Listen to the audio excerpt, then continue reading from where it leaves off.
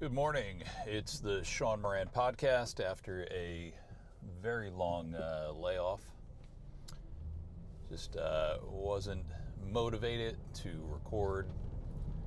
Didn't have a whole lot of time to record. Volunteering for Little League, helping out with my kids, and just basically running around trying to work full time, be a father full time.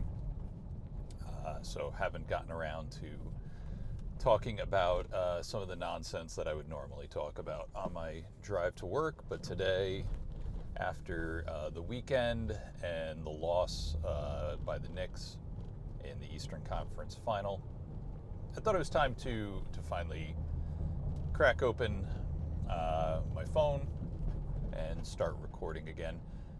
Have not done a video episode in quite a long time, several years in fact. But thought, hey, why not give it a shot? So as I'm driving to work here, just going to talk about a few things. First one, not happy that the Knicks lost, but I do believe that getting to the Eastern Conference Final this year was really the best that you could hope for.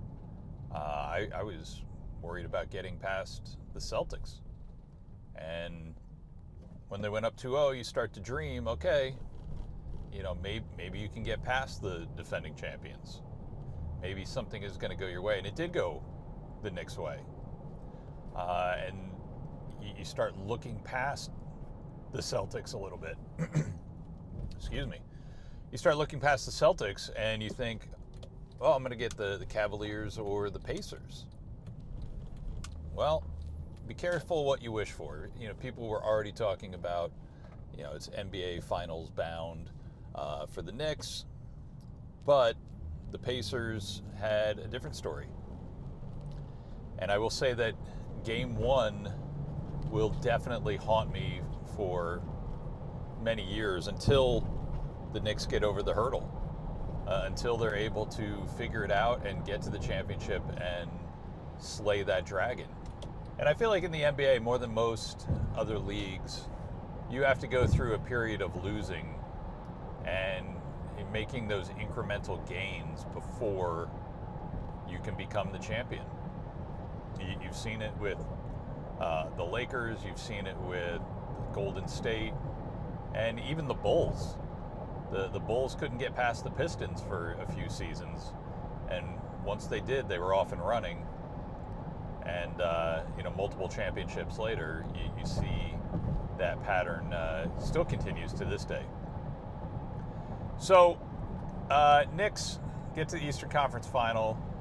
They lose in 6. Game 6 was very disappointing. About halfway through the third period, I knew they just, the defense they were playing, they were not going to be able to make the stops they needed to make to get back into the game. And the Pistons, while the Knicks players might say, oh, the other team wanted it more. No, they didn't want it more. They were just better.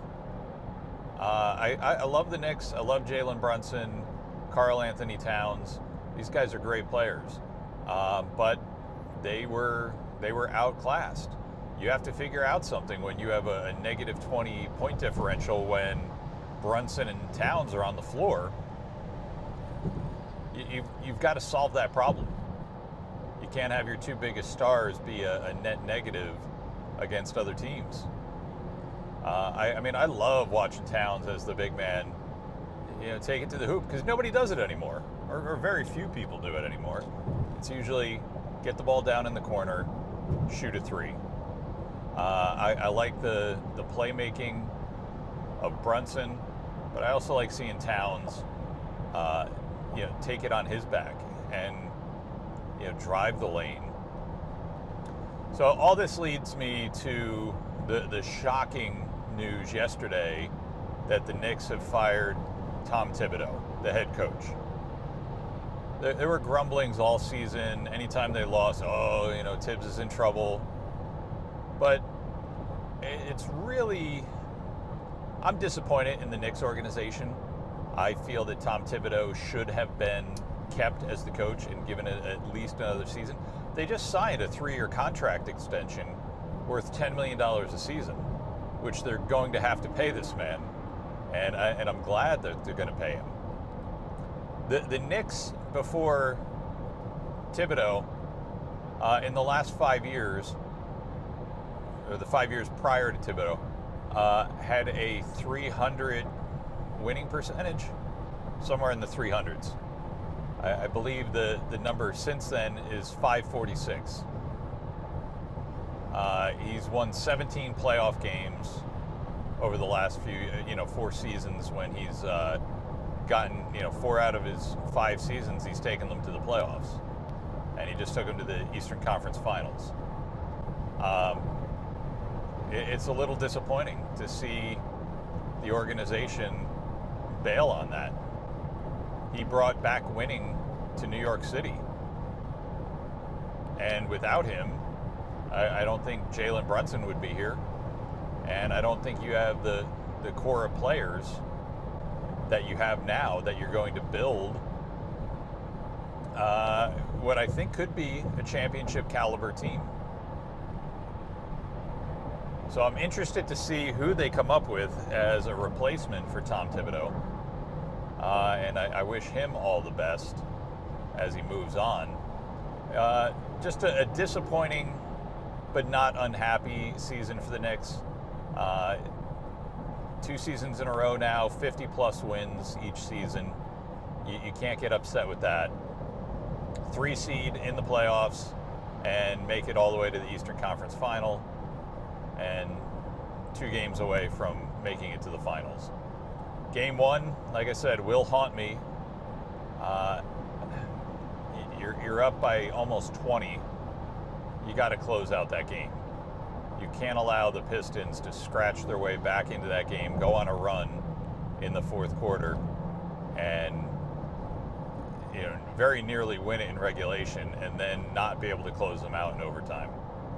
So that's the one that I'll remember for this season. But I'll also, after a little while, remember being happy for New York, happy for the Knicks, that they are making the steps they need to make. Jalen Brunson, one of the best players in the league right now. Can't do it all, so we need to have that number 2 that can give him a break, let him get on the bench, get some rest, but that can also go out there and make plays happen. It can't all be Jalen Brunson, because you're going to get what they did to him, which is somebody is always in his pocket and then double teaming down on him to break up whatever play he's going to run. So disappointing end, but not a disappointing season. You'll hear a lot of people talking about the Knicks this season as a lost season. I don't think that's the case. I think you've made the incremental gains that you need to make it to the next round. So I'm excited for next season. And now it's on to hot WNBA action. No, just kidding. Although I am, I'm a Liberty fan. I'm a Sabs fan. And they are, as far as last time I looked, undefeated. And I think they beat a team the other night by 58 points. It was almost like a youth basketball league game. So that'll be interesting to see if the Liberty can repeat as champions. Sabrina Ionescu leading the way, along with Brianna Stewart. Talk about the Yankees real quick. The injury cycle that, I don't know how else to put it. The injury cycle that has occurred over the past few years has reared its ugly head once again, as Luke Weaver, hopefully it's nothing long term. I'm not exactly sure what the injury is. I'll find out more about that, but very disappointing to see that Luke Weaver on the IL. But that being said, Yankees still cruising along. Wasn't too happy about the series with the Dodgers. in Los Angeles. Dodgers took 2 out of 3, with Game 2 being an 18-2 beatdown that can only be reminiscent of Game 5 of the 2024 World Series. But I am feeling pretty confident about the Yankees' chances this year. I think the AL a little weak compared to the National League. National League West has some contenders in there. You've got the Padres, the Dodgers, and I would say if the Diamondbacks can ever figure out their closer situation and how to protect leads, I think they would be, again, an exciting team like 2 years ago.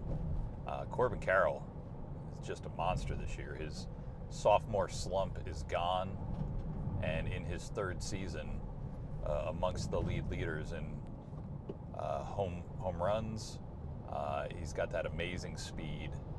So it'll be interesting to see what happens in the NL West.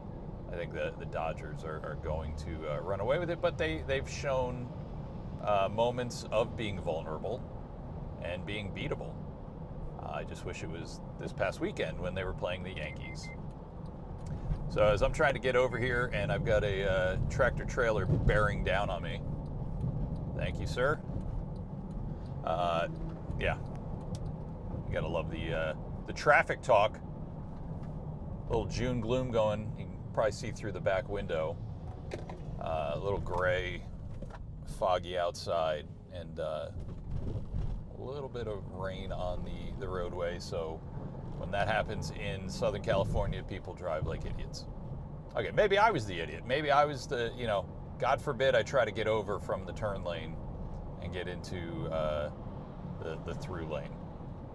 All right, hope you enjoyed this. I will be doing more. I have a weekend coming up in Palm Springs. I'm going to have some friends on the show, just great people, talk about their backgrounds, talk about their story. I think it's going to be exciting and going to have a good time. It's the best time of the year to go out to the desert, just starting to get warm, hopefully not too warm. I think it was in the 113 range last year, which is ridiculous, but it's going to be a great time.